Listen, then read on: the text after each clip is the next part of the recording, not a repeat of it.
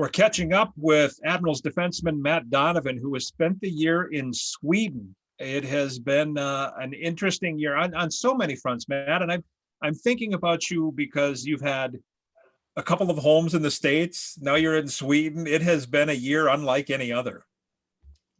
Yeah, yeah, it really has.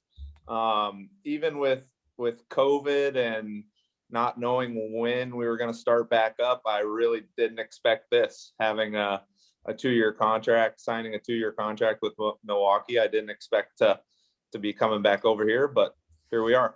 Yeah, I saw you. When did we play golf? In August we played golf, something like that.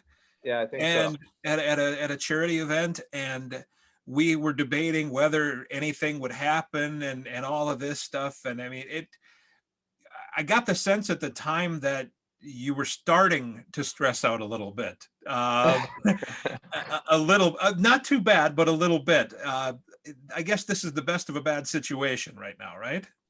Yeah, I think, yeah, definitely. It definitely is. But I think going back to you thinking I was stressing, it definitely puts a little more stress on you when you have a wife and kids at home. Absolutely. And you're thinking about bills. I think the young guys just kind of want to play hockey, and money's not a big issue at this time. But when you're older and you're thinking about other people, it started to get a little stressful.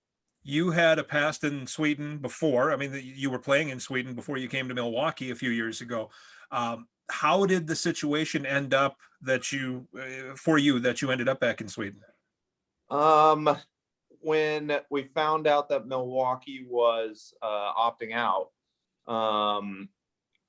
I'm not really sure. My agent just said, "Hey, our Swedish agent got an offer from you." Actually, this might have been like a week before they opted out. And I was like, okay, cool. Hopefully Milwaukee doesn't opt out, but that's a backup plan if everything goes wrong. And yeah, it kind of sorted itself out in that Milwaukee told me there was going to be 3 defensemen playing in Chicago. They're going to split the team, and 3D would play each night. So then I was kind of like, I don't really want to take up a spot from a young guy that's still trying to make the NHL. Obviously I wanted to be there and be a leader for those young guys, but yeah, there was so much going into it that I was like, the money might be a little better in Sweden. And again, I didn't want to take up a valuable spot from someone that was still trying to make the NHL and young, and I'd been in Sweden before, so I was familiar with it. And I figured 2 months, my family could come visit. Unfortunately, that hasn't worked out because of COVID, but yeah, 2 months and then get back to normal, hopefully, after this. Yeah. So you get to Sweden, you land, you're playing for really an historic team, a team that has always done well. Unfortunately, it's a different situation this year with the team, but it's pretty, and you knew the lay of the land, but it's pretty exciting to get over there. I got to imagine I've been thinking it's one thing to move to Chicago. We talked to these guys who played here, and now they're in Chicago, and they live in Chicago, and they had to find places and whatever the case might be. You had to go overseas and do all of that. Yeah. How much does the team take care of with all of that? Is it pretty much everything? Oh yeah, everything. Car, apartment, everything's kind of set up for you when you come over here. And yeah, you just, it's pretty nice. You just come over and worry about hockey, and everything else is taken care of. So with your family not there, how are you occupying your time?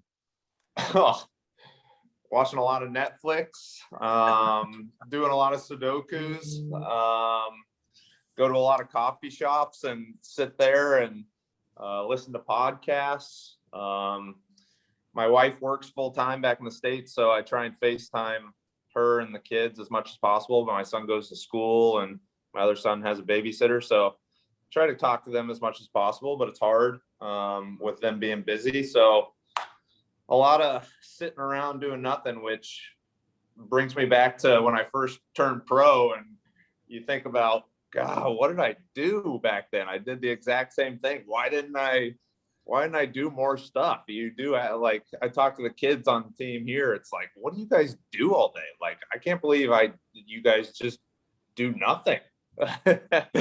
Like I usually go home and I got 2 kids running around, and you're busy all day, and these guys have all the free time in the world. So it felt good for the first couple weeks, but now I just feel like I'm bored and I should be taking care of kids again. Right. We've talked to so many players over here when they go out. Michael McCarron was talking about he can go for walks, but and they can get a cup of coffee somewhere, but they can't go in. They can't sit down. You don't have that same restriction over there? No, it was crazy when I first got over here. You're getting tested and you're wearing the masks on the plane. And the first day I got here, I went to the mall to walk around, and not one person had a mask on. Everyone was staring at me because I was the one with the mask You're on. the So you're weirdo, like, yeah. I should probably take this off. And the guys at the rink are like, yeah, if you wear a mask here, they assume you're sick and you're trying to hide it. So yeah, no, it's pretty open here. Everything's open until the only restriction is the restaurants close at 8 o'clock. So there's not much nightlife. You can go to early dinners and it's pretty normal. But no fans in the stadiums, which is normal for over there, obviously. And but I guess NHL, they're starting to have fans. Yes. But no fans here. And yeah, the restaurants close at 8, but everything else is pretty normal. But most arenas, if not all of them, have restaurants, but they close at 8. So you were telling us a story that basically the first period, there's people there and then they all have to leave. Yep. If it's a 7 o'clock game or 7:30 game, there's the restaurant's packed in the stadium, and I don't know, holds a couple hundred people maybe. And then they have to leave when it turns 8 o'clock. So yeah, it's weird, but it's nice having them up there for at least the first period. Do you guys talk about that? How strange that has been? Yeah.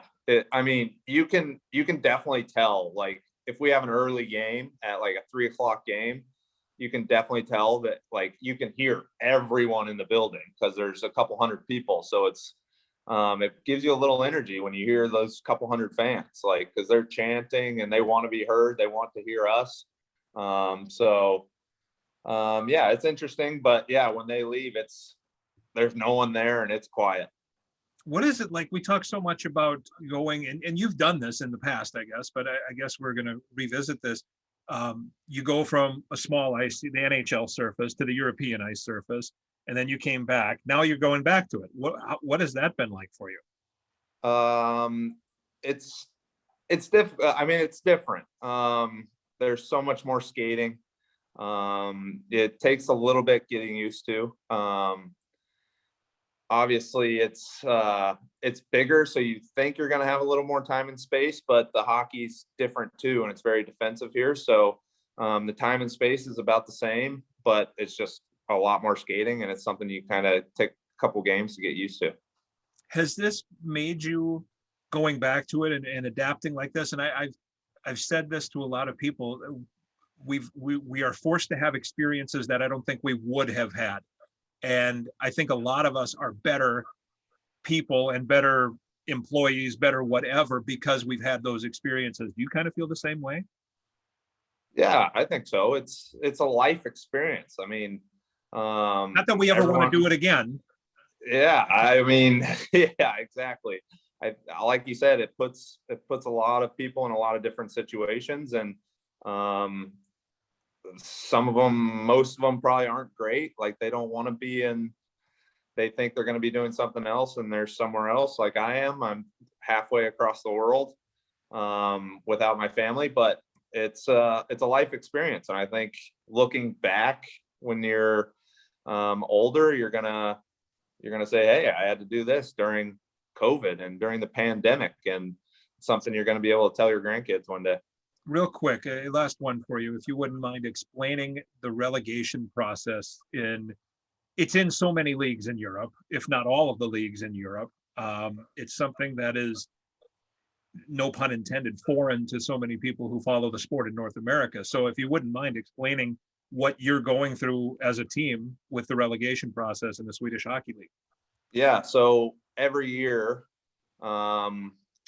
I guess, yeah, every year there's teams, the two bottom teams in the SHL, which is the top league in Sweden, are going to compete with the two top teams in the lower league, which is called Allsvenskan. Which isn't necessarily the minor leagues, by the way. It isn't like the NHL and the AHL. These are full-blown professional teams. Yes, Major league, 100%. hopefully major league teams, yes. Yes, 100%, which the guys kind of interchange sometimes, but those lower league teams are competing to get up to the SHL because obviously there's a lot more money and TV rights and stuff like that. So normally those four teams play it out to see if one team comes up or one team comes down or the teams stay the same. But this year with COVID, they simplified it to where no matter what, the bottom two teams in the SHL, which we were one of them, play a 7-game series, and whoever loses goes down to the Allsvenskan. And it's the same. Whoever wins the championship in the Allsvenskan comes up. So they don't play each other. We don't play the bottom teams at all to see if we could stay up. It's just automatic. If you lose this 7-game series, you go down to the second league and vice versa. A tremendous amount of stress, I got to imagine. Yes. And yes, definitely. Because there's a lot of money involved. Like I said, with TV rights and sponsorships and the SHL is like the NHL in the States. It's the top league and it creates a lot of money for a lot of people. And like I said, sponsorships and TV rights. And so, yeah, it's stressful. And you just try and do your best to kind of do what you can for the team and really the city and the organization. Yeah. Matt, it's great to see you. I'm glad you're doing well. And we look forward to seeing you hopefully in the near future. Thanks, Aaron. Good to see you too. We appreciate it. Catching up with Matt Donovan.